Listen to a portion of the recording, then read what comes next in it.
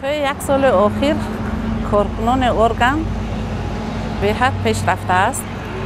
ما خیلی قناعتمندیم. من ناظران راه در واسطه‌های نقلیات پیش وقت بودن که مثلا با راننده ها دغلی میکردن، با راننده ها مثلا هر خیلی اکت و فرمان ها میکردن. این روزها همین چیز بسیار هم کم به نظر میرسد. نگاه کرده کن چی میکنند، گپ میزنند، آدم کمتر بلند باشد با گپاشون دیگر خیلی میشد، آدم کمتر بیند پس باشد، لباسشون کمتر خیلی جزیره باشد، ممکن به زیب گپ میزنند. نه کن با بسه هر خیلی گپ میزند کتی آدم.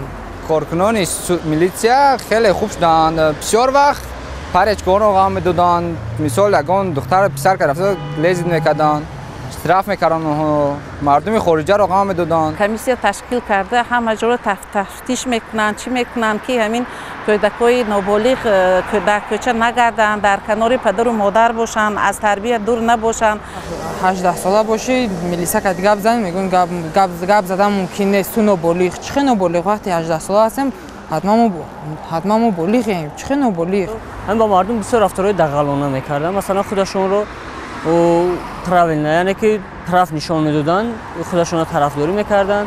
اگر با همون رفتارهای دغلانه خودشون فکر میکنم همه کمدی در ماست. من زیاد با کارمندان وزارت کارات داخلی وا میخورم، با آنها معاشرت میکنم. کسی از آنها با من گپ سختی نگفته است. فکر میکنم که اگر چی طوری خود رفتار کنی، خیلی که در زبان روسی، در اصطلاح زبان روسی میگن какой привет такой ответ. میلیساها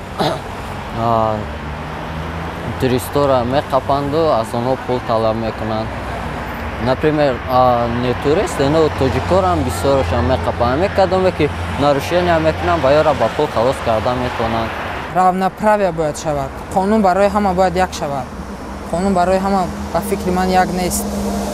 Мушкилиҳо дар милисия бисёранд. Облава мегӯянд мумкин нест, то оли облава ҳаст, одаморо сир када меқапанд. Бо кадоме ки сум дорад, ва ёра меқапанд.